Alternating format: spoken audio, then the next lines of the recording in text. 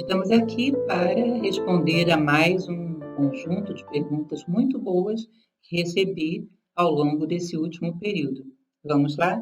Eu espero que você goste, você que fez a pergunta e todos os demais que se interessem por ela, que a minha resposta possa agregar algum valor, possa te permitir andar alguns passinhos em direção àquilo que você quer saber.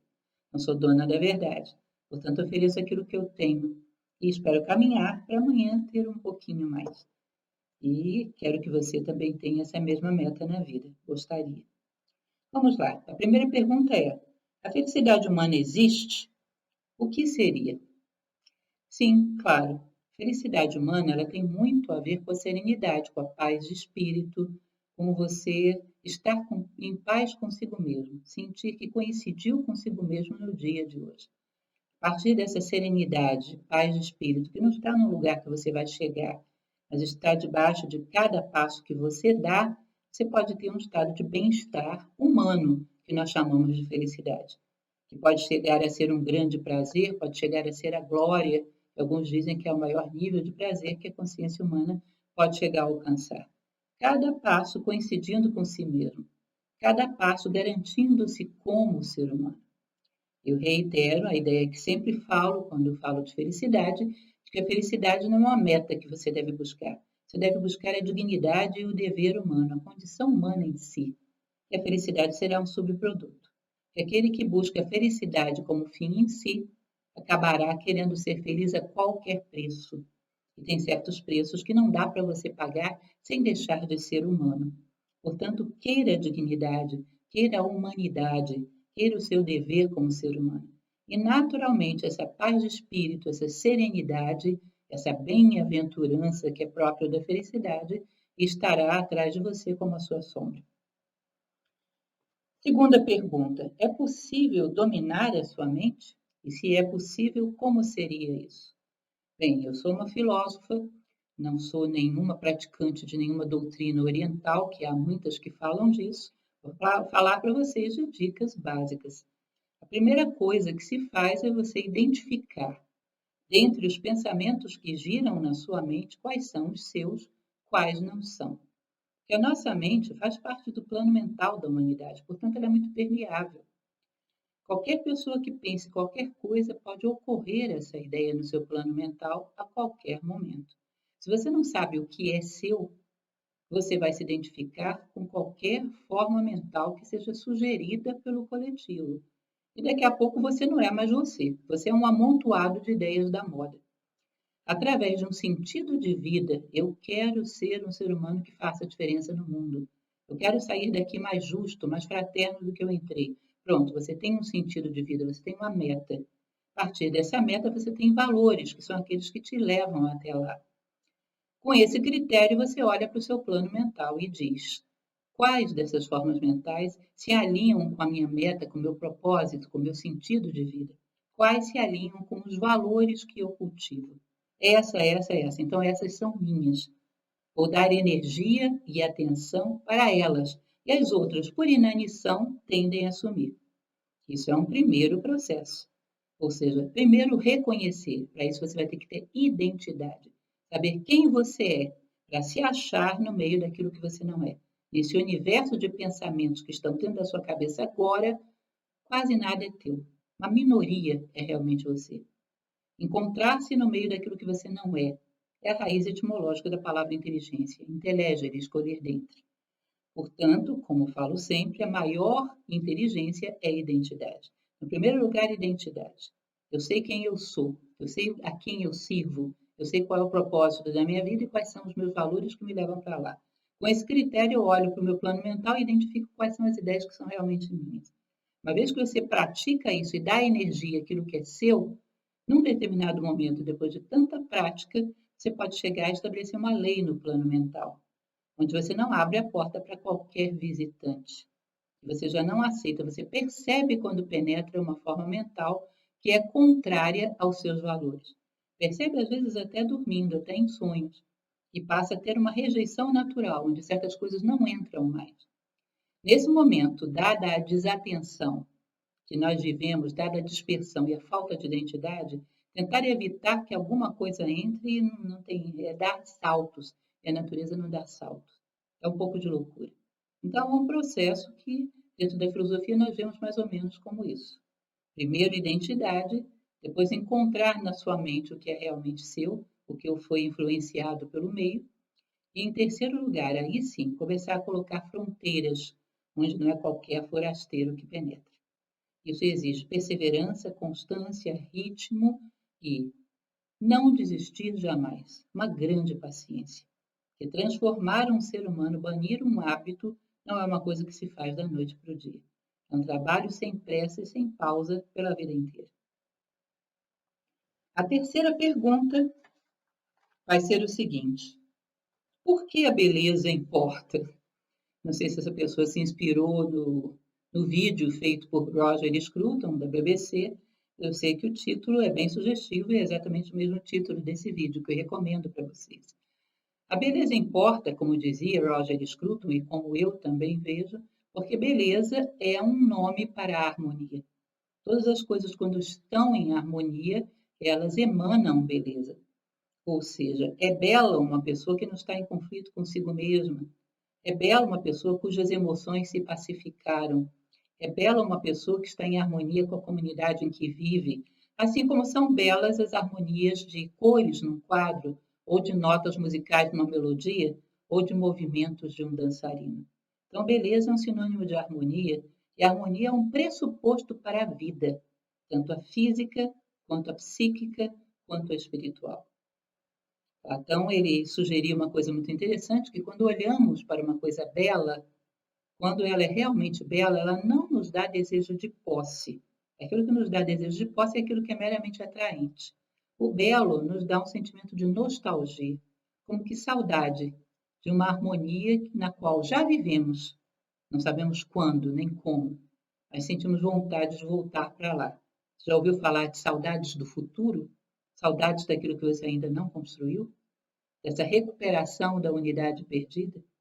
Diz que a verdadeira beleza evoca a nossa recordação da unidade, porque ela é capaz de criar unidade através da harmonia. Portanto, uma excelente referência, como dizia o próprio Roger Scruton. No momento em que tanta coisa se perdeu e caiu no descrédito, a arte, através da beleza, pode ser um bom caminho de promoção da harmonia em todos os campos da vida social. A quarta pergunta, vejam como estão interessantes as perguntas, né? Cada vez mais requintadas. Quem é o responsável pela educação do ser humano? Eu não sei qual a razão que levou essa pessoa a fazer essa pergunta, mas eu sei que a gente vive uma época onde tendemos a compartimentar isso. Fulano tem que educar dentro da sua casa, eu aqui não tenho nada a ver com isso. Isso é bem duvidoso. Sabe por quê? Se você educa alguém dentro da sua casa, você tem que ser um referencial de valores para que essa pessoa seja educada. Que educar é eduzir, é trazer à tona aquilo que essa pessoa tem de melhor. Se você é um referencial dentro de casa, na hora que você abre o portão da sua casa, você não é mais? Você não é capaz de trazer à tona aquilo que você tem de melhor? Porque um educador seria isso, trazer à tona em si, para ser um referencial do que ele pretende do educando. Se você não faz da cerquinha para lá, só faz da cerquinha para cá, significa que não é legítimo. É uma máscara. E, evidentemente, intuitivos como são as crianças e os adolescentes, vão perceber que você não é coerente com aquilo que você está exigindo deles.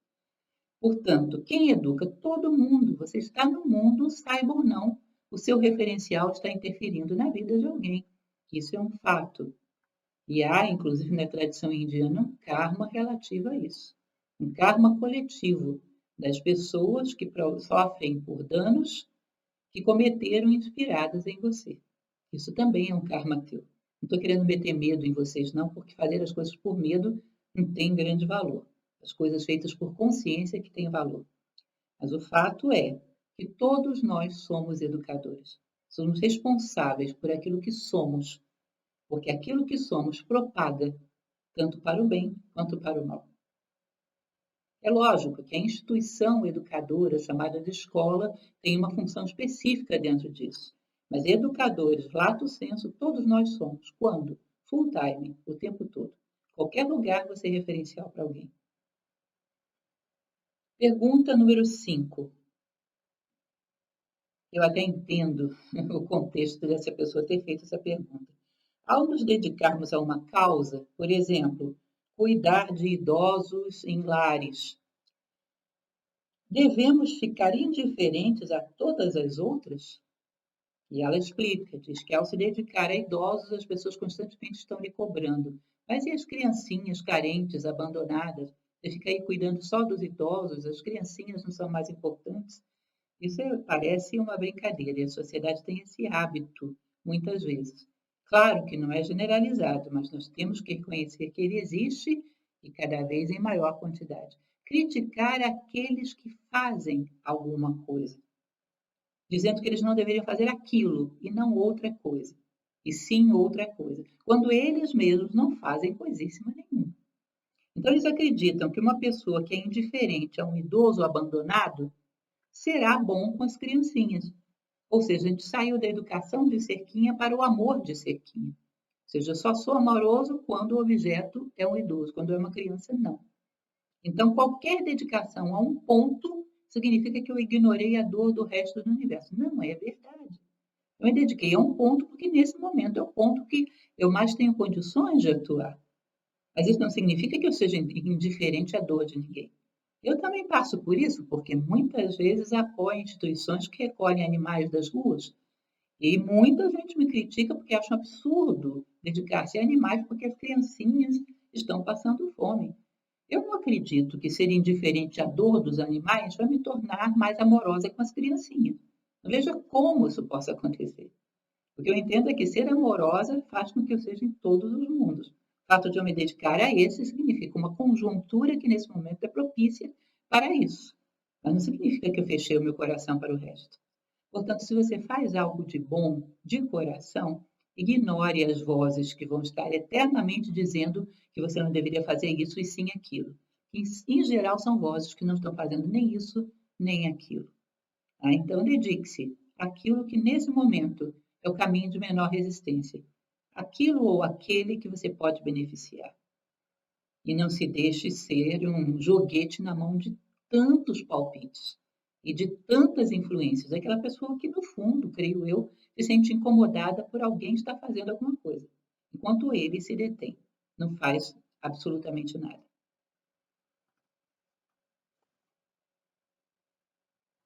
Sexta pergunta: o que é a bondade para você? Bondade, para mim, aí é um conceito que aprendi muito do critério platônico. Bondade consiste em atuar no mundo de maneira a conduzir os seres e dar um empurrãozinho nos seres na direção do bem que lhes é próprio, inclusive a minha própria personalidade. Ou seja, o que é a realização dessa pessoa? Vencer tais e tais vícios. É isso que ela gosta? É isso que ela quer? Não, mas é isso que ela necessita. Eu não sou a boazinha. Eu não procuro o arquétipo do bonzinho, e sim do bom. E o bom empurra as coisas na direção do seu crescimento e não necessariamente daquilo que a pessoa gosta. Ajudar as pessoas a conquistarem aquilo que elas gostam, quando elas não sabem, elas não depuraram o gosto para gostar daquilo que lhes beneficia, ajudá-las nisso é ser demagogo.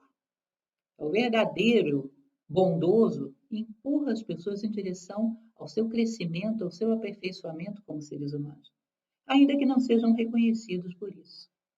Mas eles olham, um dia olharão para trás e verão que graças a esse empurrãozinho, os seres se tornaram um pouquinho melhores porque passaram pela vida dele. Ou seja, a prática do bem deixa um rastro de beneficiar o mundo por onde você passa. É interessante porque esse é um rastro que não se detém a pessoas ou a animais, a qualquer coisa. Eu recomendo isso, inclusive, como prática. Você passa por um ambiente que normalmente está organizado. Nesse dia passou um vândalo por ali.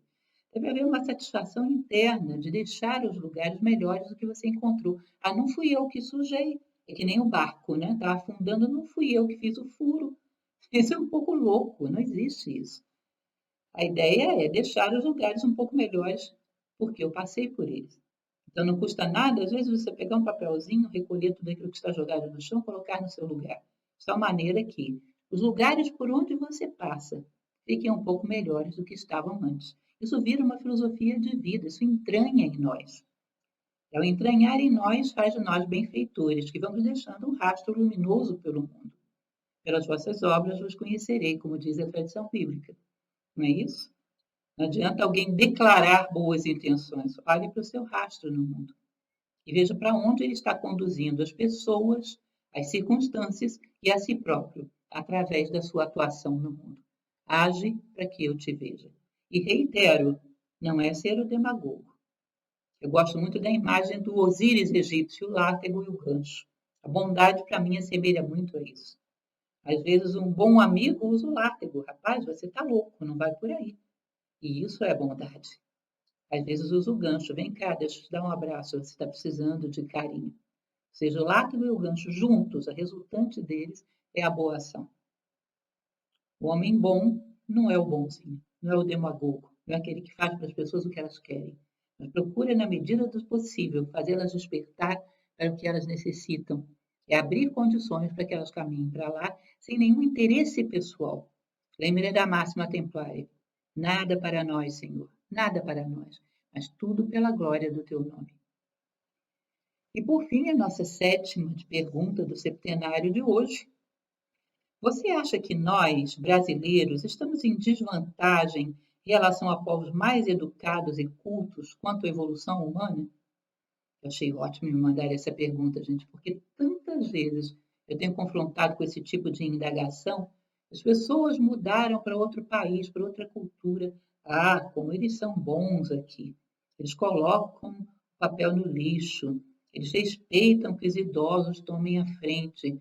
Será que isso é realmente bondade? Ou é um adestramento social? É convicção ou é coerção? Você percebe que dentro de uma sociedade onde existem multas para quem não faz isso, e além do mais, existe uma cultura de que se você não fizer isso, você é um subdesenvolvido, você é um rude, e todo mundo tem um certo orgulho de se sentir culto e civilizado. Existe uma pressão, consciente ou inconsciente, para que a pessoa faça isso. É o imperativo hipotético de Kant. Se você fizer isso, vai ganhar tal coisa. Se não fizer, vai perder tal coisa. Vão te considerar rude, bruto, você pode ser multado, vai ser mais mal visto, pode cair no ostracismo. Ele não faz por um estado de consciência, ele faz por uma pressão. Não é ética de convicção, é uma ética de coerção. Então, isso não necessariamente significa um certo nível de humanidade, mas um certo nível de pressão social. Tá bom, resulta numa coisa confortável, o chão não tem lixo. Mas numa situação de exceção, será que esse bicho que não foi superado, só foi reprimido, não vem à tona com toda a força? Vocês nunca ouviram falar de situações como no Chile, quando houve o terremoto, ou na Inglaterra, quando houve um protesto político nas ruas, que houve um blackout, a energia se perdeu, as câmeras de vigilância todas caíram, e você via pessoas de classe média, alta ou até mais do que isso, quebrando vitrines e roubando, e muitos desses roubos foram filmados.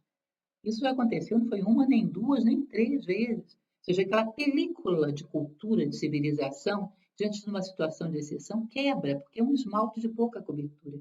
E vem o bicho que estava aí dentro, que não foi trabalhado, foi só reprimido. O ser humano não é adestrável. Existe no ser humano uma capacidade de despertar de consciência, que ele entenda o propósito das coisas e faça por convicção.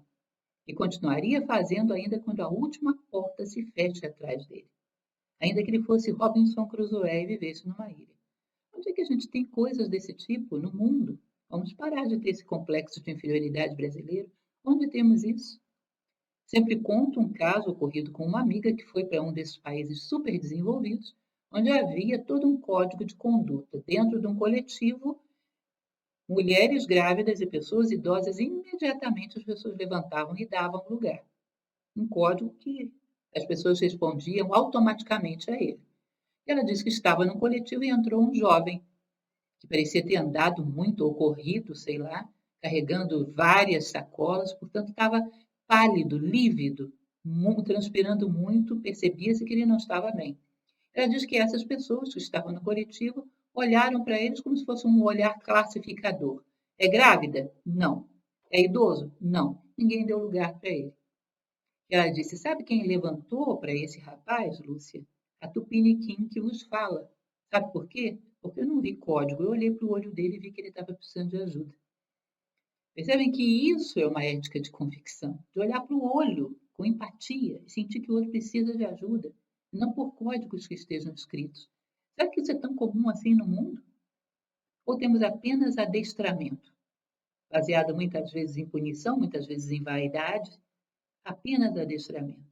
Cuidado, para que a gente não crie uma ilusão de que em algum lugar do mundo as pessoas são tremendamente humanas e nós que somos ruins. Nós temos dentro de nós sementes de humanidade fantásticas, há que acreditar em nós mesmos. A humanidade sofre um processo de alienação, de perda de identidade muito grande. Mas isso não está situado num povo ou no outro. Está situado em ideias que escravizam um povo e outro. Formas, costumes, alienações que, no fundo, podem ser diferentes de país para país, mas o resultado é o mesmo. E um adestramento social para bons costumes não é um despertar de consciência, não é a mesma coisa. Ainda me recordo um dia que, hospedada na casa da minha mãe, na Tijuca, no Rio de Janeiro, começou a chover e eu corri pela calçada e foi um dos tombos mais feios que eu tive. Pá, no meio da chuva, com o peito contra o chão. Eu mal tinha me dado conta do que tinha acontecido. E já tinha 3 pessoas em volta de mim, uma senhorinha com um guarda-chuva, um senhor perguntando se eu estava machucada e um rapaz que tinha ido catar os meus sapatos que voaram longe. Ah, você vai dizer, devia ter um bando também querendo se aproveitar da situação. Não vi esses, eu vi esses 3. E esses existiam. Isso para mim já basta. Eram 3 seres humanos que pararam o que estavam fazendo, absolutamente interessados em me ajudar. Uma estranha. Poderiam pensar, quem manda correr na chuva? Problema dela, não é nada minha. Ali havia 3 pessoas solidárias. A gente tem que aprender a olhar para o lado luminoso das coisas. Entre nós, brasileiros, entre nós, humanidade, existe muito adestramento, mas também existe muita humanidade. Há que aprender a respeitar, aprender a desenvolver, aprender a promover o lado luminoso dos seres. Não criar rótulos que tendem a dizer brasileiro é assim mesmo, não. Brasileiro está circunscrito a uma cultura que não cobra determinados comportamentos. Se cobrasse, ele seria um ser adestrado, não melhor por causa disso. Valores promovem o homem, adestramento não. Aliás, se vocês perceberem, hoje até mesmo determinados animais com grau de inteligência maior já não está dando mais certo o adestramento convencional. Que dirá para o ser humano? O ser humano não é adestrável. Então, cuidado para não confundir evolução de consciência com adestramento segundo certas regras sociais. Nós somos, sim, seres humanos plenos de possibilidades, aqui e em qualquer lugar do mundo. Bom, hoje, depois dessa bateria de perguntas tão interessantes, nós encerramos por aqui. Eu agradeço pela sua presença, agradeço por vocês que mandaram perguntas tão boas e espero ter atendido a essas demandas satisfatoriamente. Espero ter feito diferença. Um abraço a todos. Muito obrigada.